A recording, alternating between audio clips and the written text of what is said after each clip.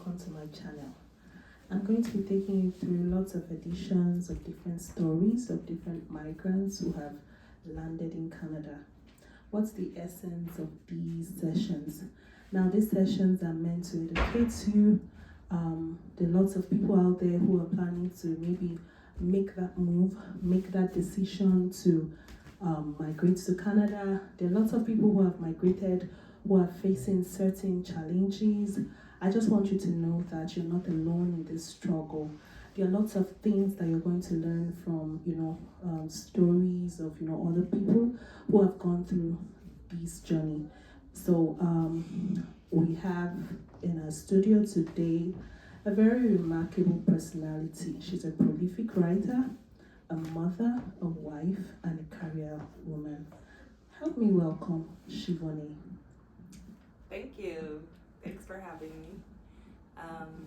So as you said before, my name is Chevonne Bryan. I am from Jamaica, and it has been almost 3 years that I'm here in Canada. I have 2 children and a husband, and I'm a nurse, and recently I became a writer of a book entitled Faith Journey to an Unknown Land, which I published 2021 after landing here in Canada.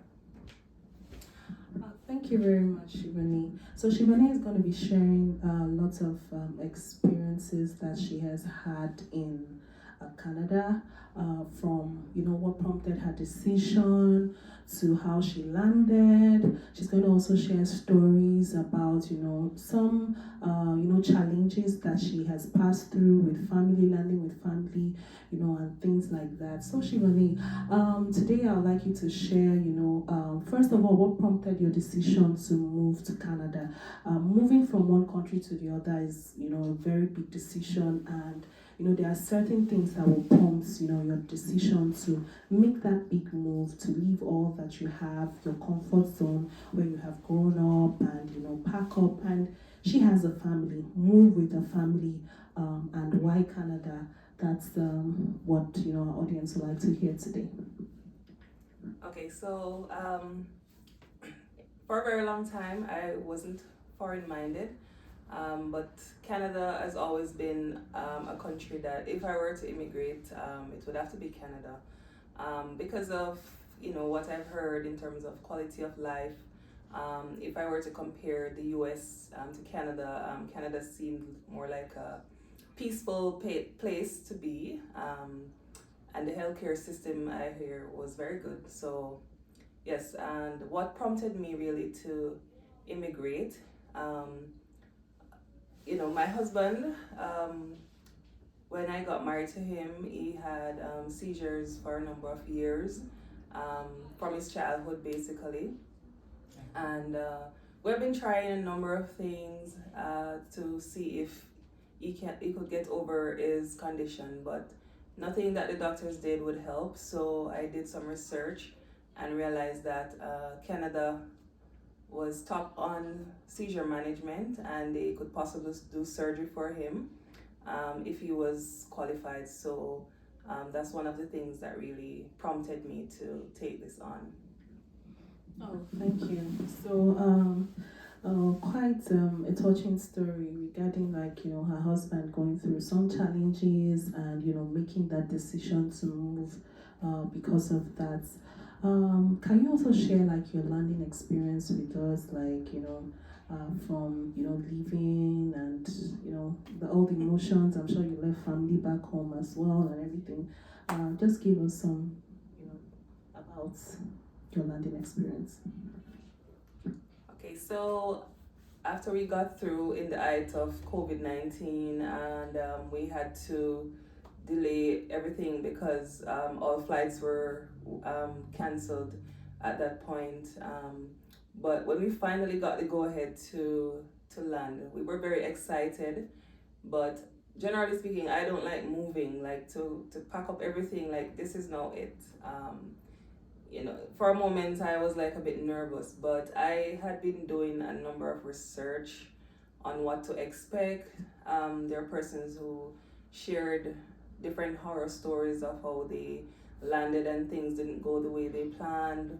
The place that they were supposed to stay didn't go as though they planned. So I did a good amount of research, and luckily we found I had a friend that her aunt was living here in Calgary, and she decided to house us, and so we stayed here, and we stayed there for a month, and within that month we found somewhere to live. So I can't really say we had serious challenges in terms of landing, because we were basically protected by someone at that time. Okay, so also we would like to talk about like maybe you didn't face challenges landing, but maybe settling in. Did you come in winter or you came in, summer? There's certain challenges you faced moving, maybe like from where you were staying to the new place. Challenges trying to get into the system.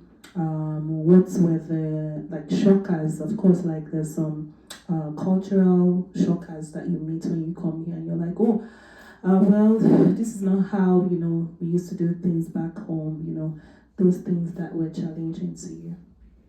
Okay, so one of the first challenge that I encountered was finding somewhere to live. So even though we found somewhere to live within the first month of us being here, it was not so easy, because in Canada they want us to have credit history, and we did not have that landing. So that was the first challenge. The next challenge was that you see all these jobs before you come to Canada, and when you go to apply, you realize it's not as easy as you thought it was. And the profession that I'm from, nursing, I did not have a license immediately, and so I had to look for jobs. Persons were telling me, look for jobs in healthcare, like you're a nurse from back home, so even though you don't have a license, you can find a job in a nursing home, and it wasn't that easy. So my first job was as a residential cleaner, and I found no shame in it, because I knew that wasn't where I was gonna stay, but it was a good start for me. Okay, so let's say these were challenges that you faced with career and all of that. So would you say you also faced, apart from like maybe career challenges, did you meet certain things that were like a huge barrier to you, and how you crossed that kind of challenge? Like for instance, I can say maybe trying to buy a house, or trying to do something big, or trying to buy a car, and all of that, and like a huge challenge that you faced that you can say that was remarkable, that this is what you did to get past that challenge. Okay, so as it relates to my profession, I did a good bunch of research as to what I needed in order to get back into nursing here in Canada. And one of the requirements that was laid out, which I knew from before, was that I had to go to school for 1 year to do the Bridge to Canadian Nursing program. And it was not easy to get in, because I started applying from before I landed in Canada.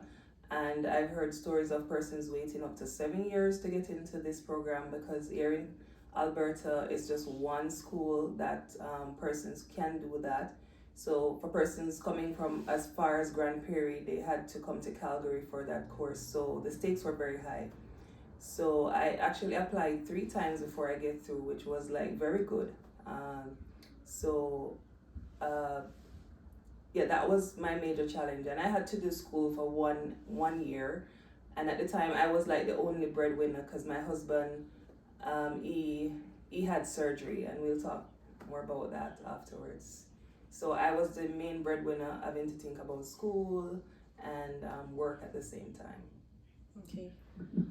Thank you very much for sharing all this much information. One thing I'll ask, there are sometimes, or some people would say, oh, I'm fed up, I can't take this anymore. Some people during this time feel depressed, feel overwhelmed by, the new country they have moved into. Some people are going through lots of challenges out there. So for some people, it's not all rosy. For some people, it's very good.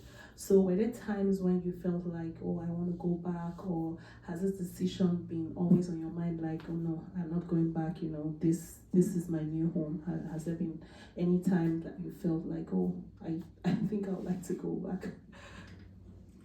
Well, honestly, I did not actually feel like I want to go back home because I knew what I wanted to do, and there were persons who would say, you're a public health nurse from back home in Jamaica and you're there cleaning houses, and there'll be some persons that would say, don't tell anybody that you're cleaning houses and they'll think bad of you. But I knew that I wasn't going to stay at that position, and I was going to do everything that they said I was supposed to do in order to get back into my profession. But the thought did not occur to me, nor my husband, or my children, that they wanted to go back. My son actually said he was not going back until he's like 18 years old. That's how much he really liked Canada. Okay, good to know, man.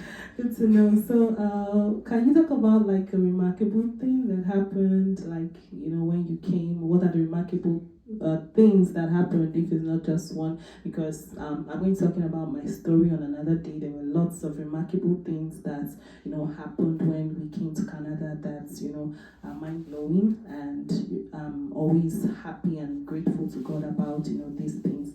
So please share with us, some remarkable things or remarkable thing that happened when you came to Canada.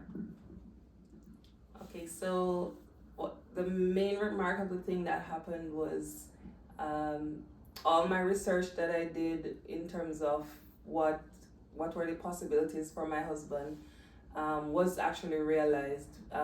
Within 1 year of us being in Canada, he had 3 brain surgeries. Everything just started going very fast. Like, he did 1 diagnostic surgery, he did a 2nd major surgery, and then, he was still having a bit of seizure afterwards. So they went and did another surgery, which was a laser surgery. And so, right now he has like 7 centimeters of his brain missing. But the remarkable thing is that back home he was not able to have a job, like be employed by persons gainfully. He was like doing his own job, because every time he would like start to work for somebody, he would get ill and then they would not want him to work anymore. So he had to do his own business, and that was not financially lucrative. So after the surgery and everything, he went like 10 months without having any seizure activity.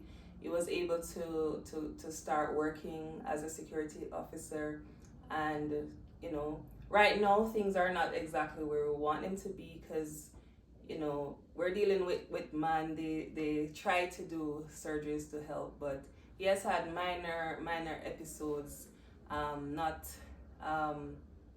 not major enough that it would stop him from working. So that's remarkable, because where we were coming from, where he would have seizures like every 2 weeks, for him now to be able to have a full-time job, that's remarkable. So we're just looking forward to what the Lord will do for the future with that. Yes, and I'm now finished with school, and I completed my Bridge to Canadian nursing program, and it's not yet 3 years since we're here, and I'm actually a public health nurse again in Canada. Wow, nice one. Yes, I'm not a permanent employee. I'm just casual, and that's the next shocker with Canada, because it's not so easy to get a permanent position right away. So I'm looking forward to getting a permanent position at some point. But not many persons leave their country and come and still find themselves back in the position that they were back in their country. So less than 3 years, I'm not yet a citizen, and I'm really grateful for that. And we're hopeful that we can apply for citizenship this year, July. Okay, great. So what advice would you be giving like people who want to make that decision to come to Canada? For me, I'm always like an advocate of Canada. Like every day, I don't regret the decision. I'm always excited to tell people about migrating to Canada, but also I want them to know about the realities. Why I always emphasize know about the realities is if you have not made up your mind with the reasons why you want Canada, for instance, if you just want to come to Canada because I want to make more money. So when you come to Canada and in the first year you're not making more money, you get discouraged. So I always say you have to have a strong reason for wanting to migrate. Is it because of your children? Is it because of maybe the healthcare system? And several other things. There has to be reasons why you want to migrate to a new country. So what advice would you be giving them, especially regarding like the migration process? So for some people who are watching, maybe like, I'm 40 plus. I know like we're not immigration consultants, but like from our own personal experience, what advice would you give to someone, and would it be like encouraging or calm? What advice would you be giving to them today? Yes, so based on my research, I discovered that there are over 80 ways in which a person can immigrate to Canada. I would say to them, if you really want to come, then there is a way for you, whether it be express entry, Atlantic program, caregiver program, school, like there's a way for you, and as long as you make up your mind. I've had a number of persons asking me like, what do I need to do? And when I start telling them what they need to do, like I realize that they are not up for it. You will need to do a number of research. If it is that you're not going to use a lawyer, you will have to do research on your own. And if you choose to use a lawyer, you will have to have money, right? With or without a lawyer, you will still need to have your finances well aligned. As for us, we had to sell all our furniture, sell our car. It's like a major sacrifice, and you need to do this research to know exactly where you want to land in Canada, because that will make a difference in your experience.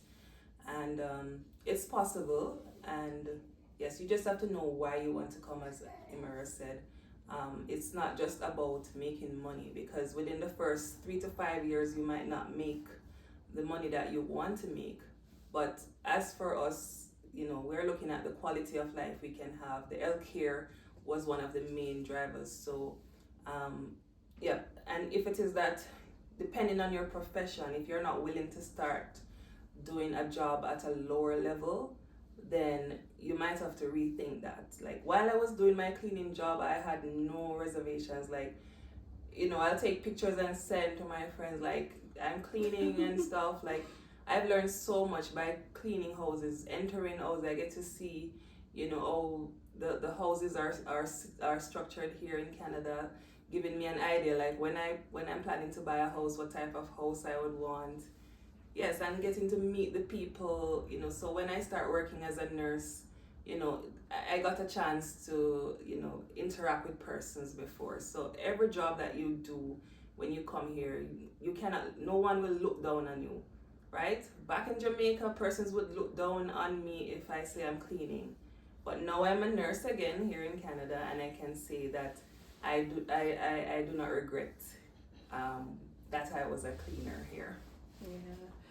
Okay, thank you so much. So also I'd like you to share what lessons that you have learned.